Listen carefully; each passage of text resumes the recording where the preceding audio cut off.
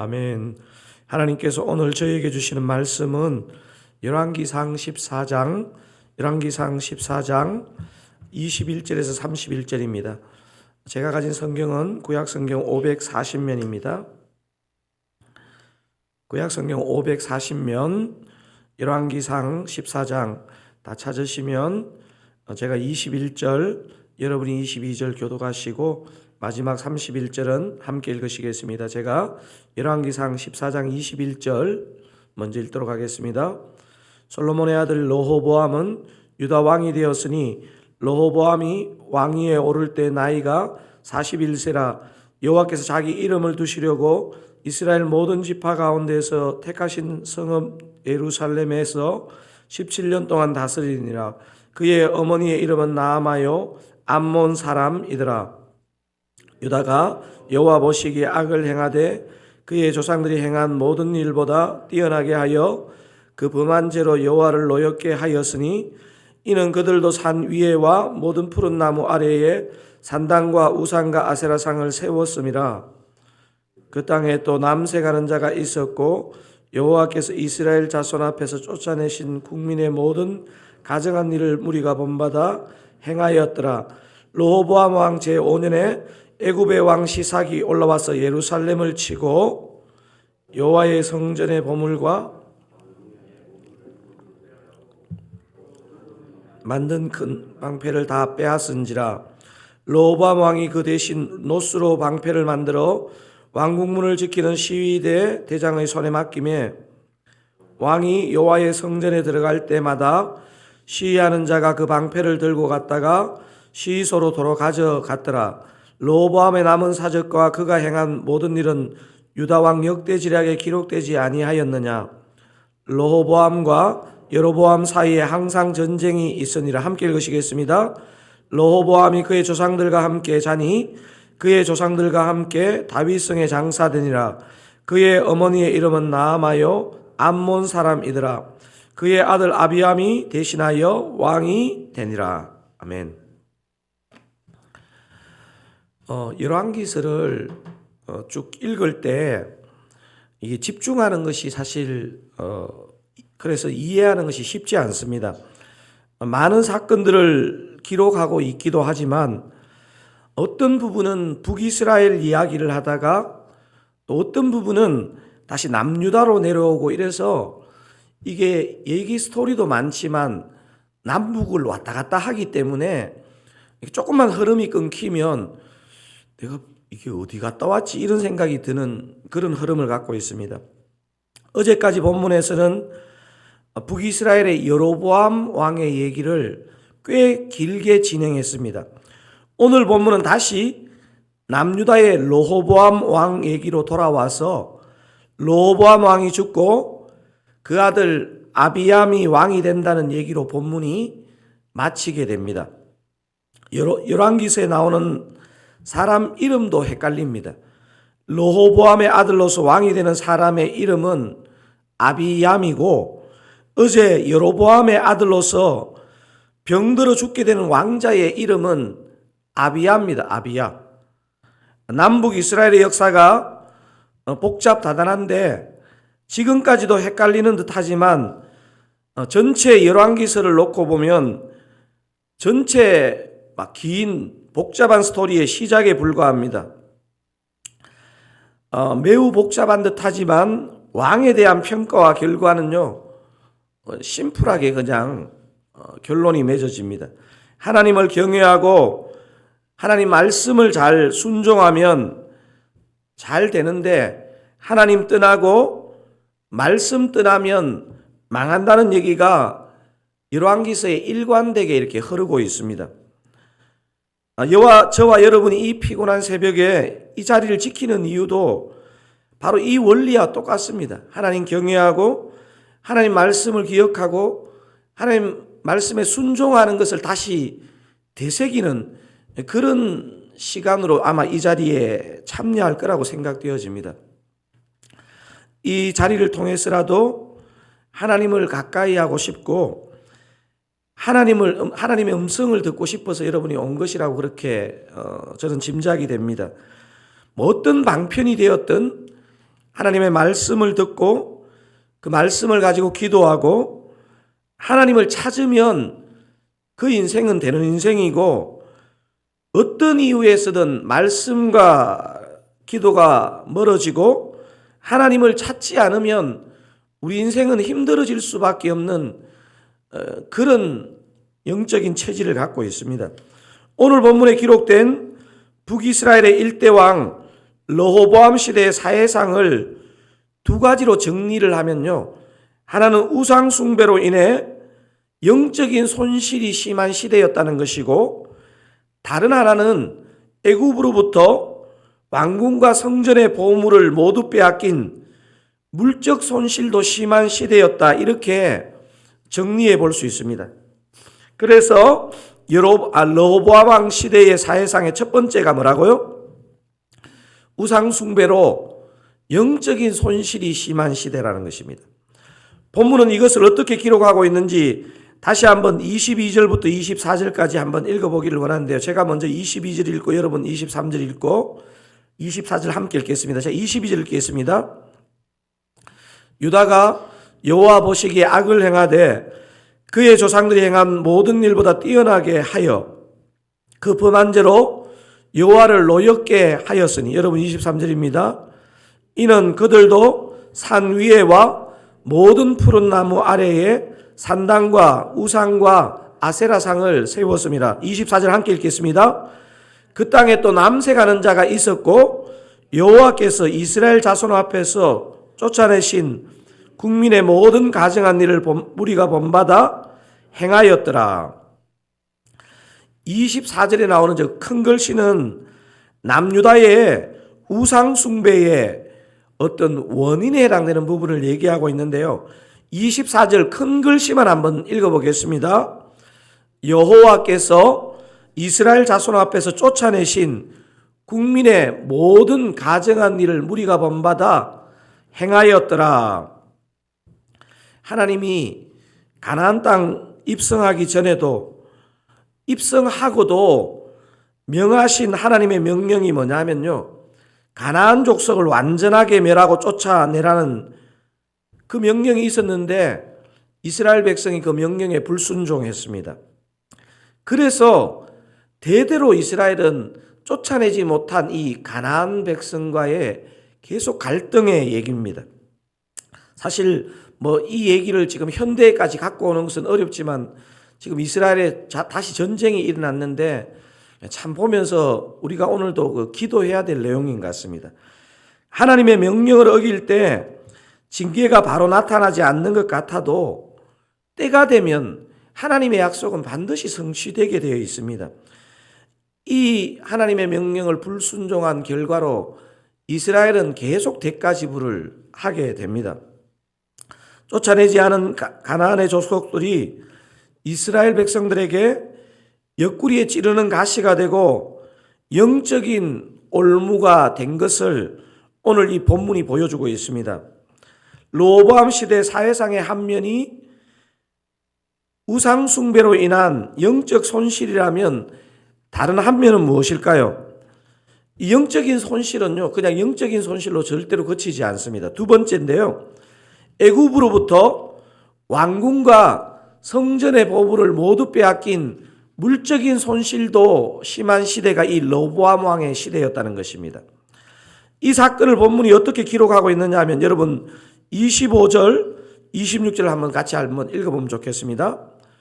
르호보암 왕 제5년에 애굽의 왕 시삭이 올라와서 예루살렘을 치고 여호와의 성전의 보물과 왕궁의 보물을 모두 빼앗고 또 솔로몬이 만든 금방패를 다 빼앗은지라. 이 르호보암 시대의 우상 숭배로 영적인 손실만 있었던 게 아니고 이 물적인 손실도 심각했다는 것을 지금 본문이 기록하고 있습니다. 성전 보물과 왕궁 보물을 다 가져간 나라가 어느 나라라고 기록되어 있습니까? 애굽이라고 기록되어 있습니다. 애굽. 애굽은 여러분 한번 생각해 보십시오. 이게 참 웃긴 게요.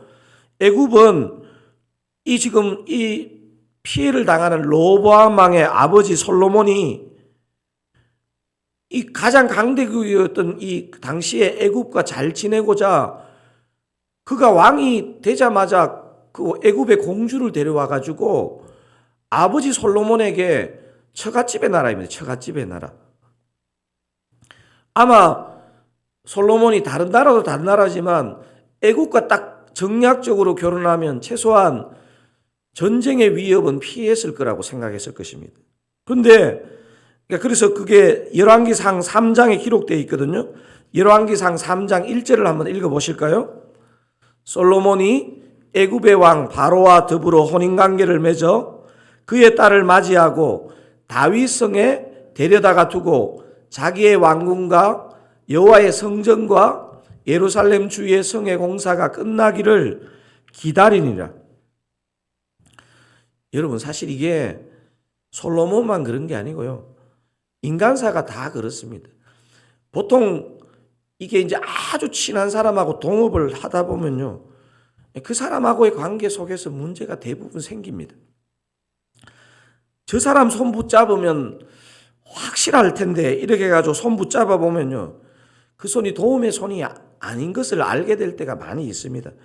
오늘 본문의 애굽 왕이 이걸 보여주는 것입니다.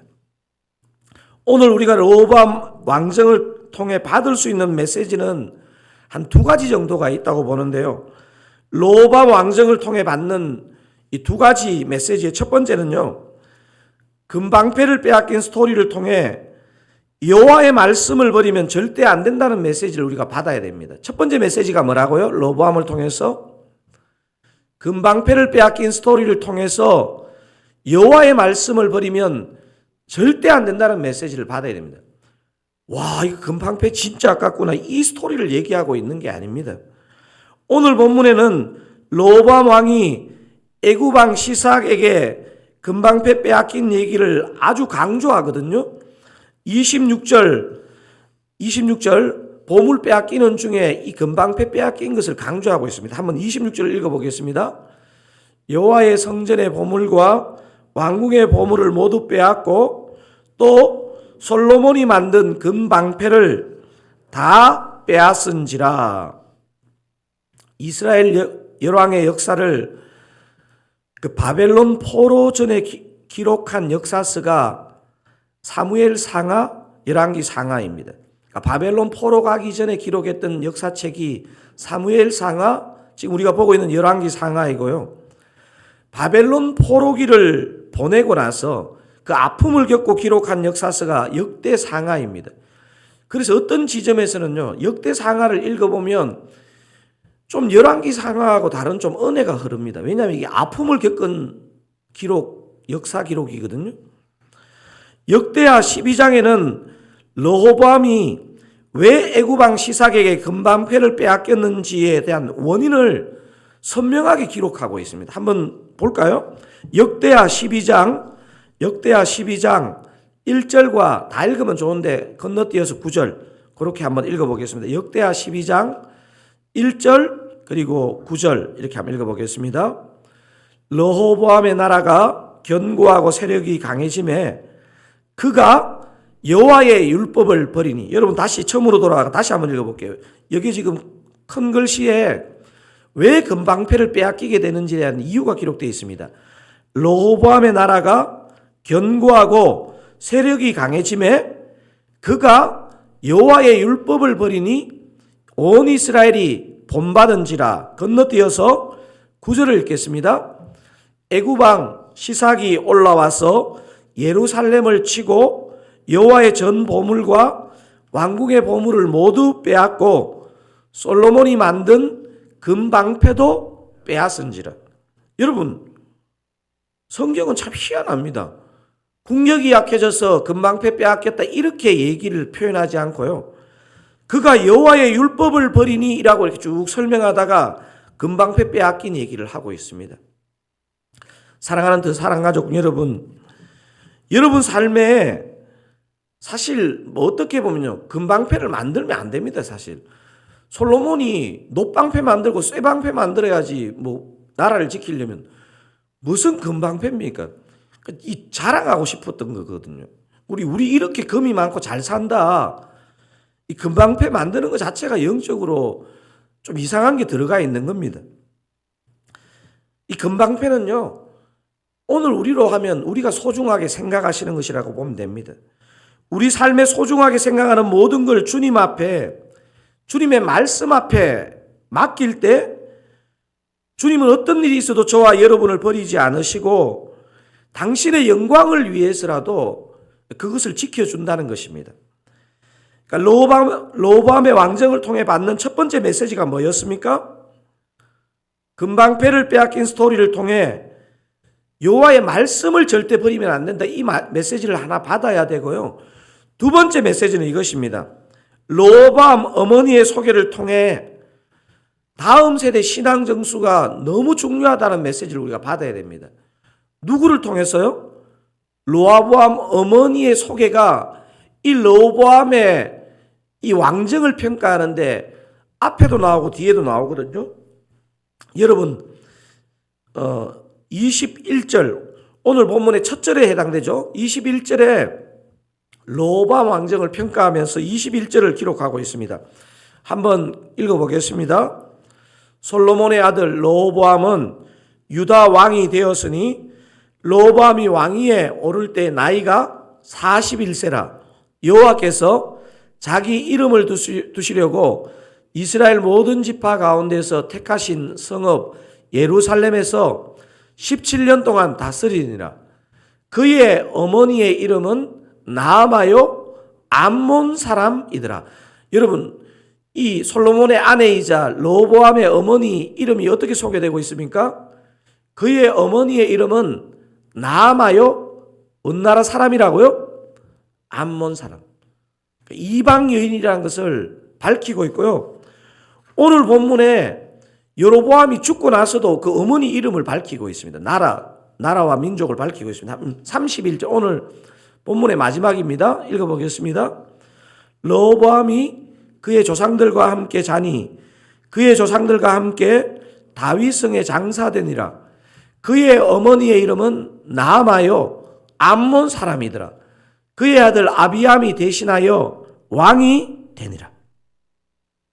로보암의 어머니의 이름이 뭐라고요? 나아마. 어느 민족 사람이라고요? 암몬 사람. 여러분 열왕기 성경은요 한 단어를 그냥 대충 안 기록해도 되는데 기록하는 법이 없습니다. 그것도 여로보암의 오늘 그 왕정을 평가하는 첫 절에 21절에 오늘 여로보암이 죽고 그 왕정을 최종적으로 말하는 마지막 절에도 그 어머니 이름과 그 민족을 얘기한 것이 무슨 이유 때문이겠습니까? 의도적으로 밝히고 있습니다. 로보암이 이렇게 폐역한 길을 간 것은요, 유대인 아버지 솔로몬도 신앙교육에 실패했는 부분도 있고요. 로보암의 어머니도 암몬 사람이라서 신앙교육을 하지 않았을 거고 오히려 아마 우상에 대한 부분들이 많이 흘러 들어갔을 거예요. 어머니를 통해서. 근데 제가 이 본문을 묵상하면서 제가 마음에 어떤 마음이 들었냐면요. 사실 저와 여러분들도요. 정통 유대인이 볼 때는 암몬 사람입니다. 암몬 사람.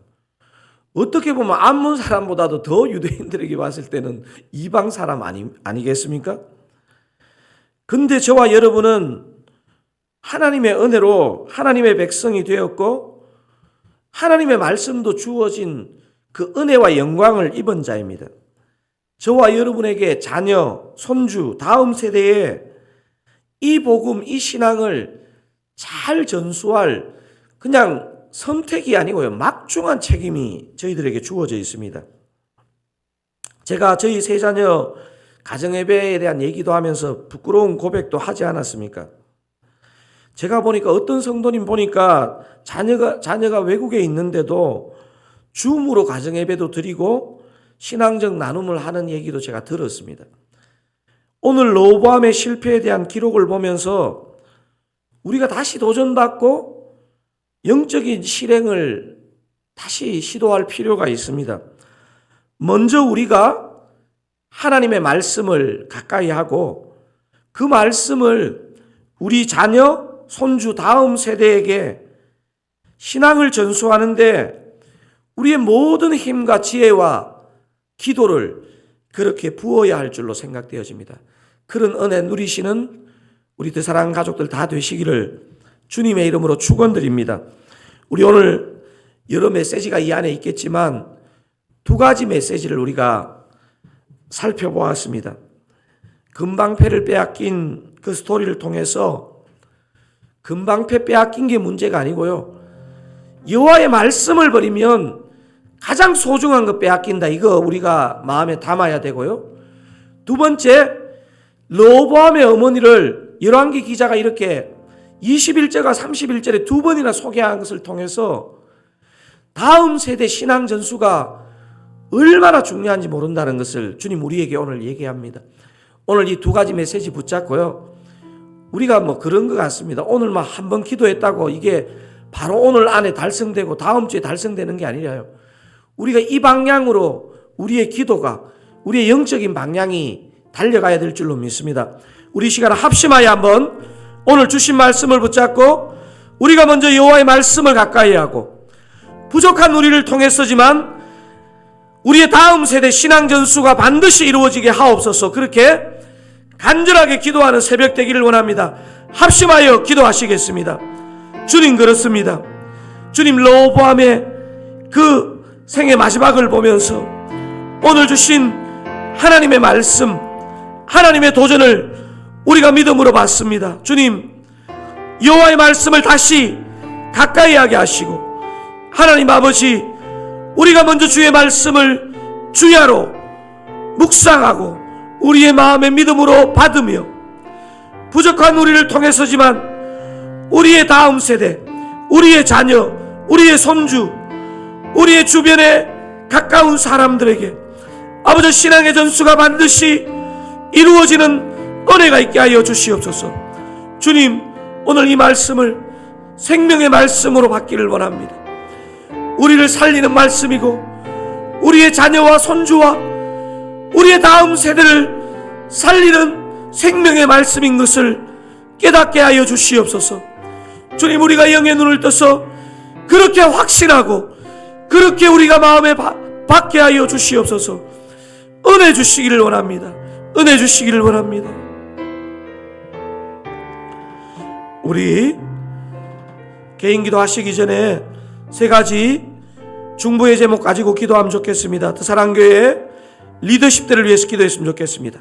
교역자들, 7분의 운영위원들, 31분의 순장님들, 각 부서의 부서장님들, 그 영혼과 삶을 불쌍히 여겨주시고 주님의 일을 충성되이 감당할 수 있는 능력 부어 주시옵소서. 우리 리더십들을 위해서. 두 번째, 드사랑교회 다음 세대 예배와 사역과 모임 가운데 놀라운 은혜와 부흥을 허락하옵소서. 기도하기를 원합니다. 마지막 세 번째, 이스라엘과 하마스 간의 전쟁이 지금 확전 조짐을 보이고 있는데요, 이스라엘과 하마스 간의 전쟁이 확전되지 않고 주님의 긍휼 가운데 전쟁이 종식되게 하시고 전쟁으로 고통하는 이들을 불쌍히 여겨주시도록 우리 세 가지 기도 제목 가지고 드사랑교회 리더십들을 위해서, 드사랑교회 다음 세대를 위해서, 그리고 지금 이스라엘과 하마스 간의 전쟁이 주의 긍휼 가운데 그칠 수 있도록, 중재될 수 있도록 우리 세 가지 기도 제목 가지고 주여 은혜를 주옵소서 크게 한번 부르짖고 간절하게 기도하시고, 여러분 기도 제목 가지고 또 기도하시고 그렇게 오늘 하루 승리하시기 바랍니다. 주여 은혜를 주옵소서. 주님 은혜를 주시옵소서. 주여 은혜를 주옵소서. 하나님 아버지도 사랑교회를 불쌍히 여겨 주시옵소서. 그 사랑교회의 리더십들을 불쌍히 여겨 주시옵소서. 우리 교역자들, 7분의 운영위원들, 31분의 순장님들, 각 부서의 리더들 주님께서 불쌍히 여겨주시고 주님의 일을 충성되이 주님 지혜롭게 감당하는 리더들 다 되게 하여 주시옵소서. 우리의 재능, 우리의 계획, 우리의 욕심으로 하는 사역이 아니고 주님의 말씀을 듣고 주님의 원함을 듣고 주님의 마음에 합하여 그렇게 맡겨주신 사역 충성되이 감당할 수 있기를 원합니다. 아버지, 드사랑교회 다음 세대를 축복하여 주시옵소서. 드사랑교회 다음 세대의 예배와 아버지여 모임과 사역을 축복하여 주시옵소서. 우리 가운데 참된 긍휼과 은총과 다음 세대의 부흥을 볼 수 있도록 우리 1세대가 주님 앞에 엎드릴 수 있기를 원합니다. 하나님 아버지, 이스라엘과 하마스 간의 전쟁이 주님 불쌍히 여겨주시옵소서. 주님 불쌍히 여겨주시옵소서. 확전되지 않도록 주님 막아주시고, 아버지 주님의 긍휼 가운데 전쟁이 더 커지지 않고 종식될 수 있도록 주님 불쌍히 여겨주시옵소서.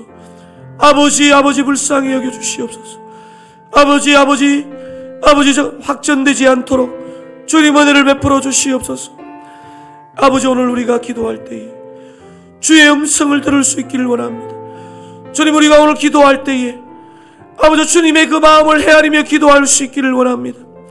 주의 성령으로 이 시간 임재하여 주시옵소서. 아버지, 간구와 중보의 영을 부어주시고 간구와 중보의 제목을 가르쳐 주시옵소서. 주님, 함께하여 주시옵소서. 함께하여 주시옵소서. 주님, 불쌍히 여겨 주시옵소서.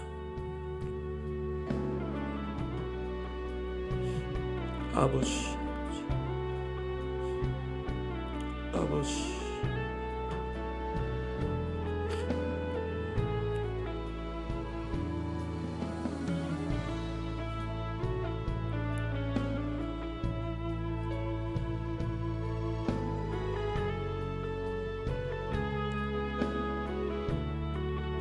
아버지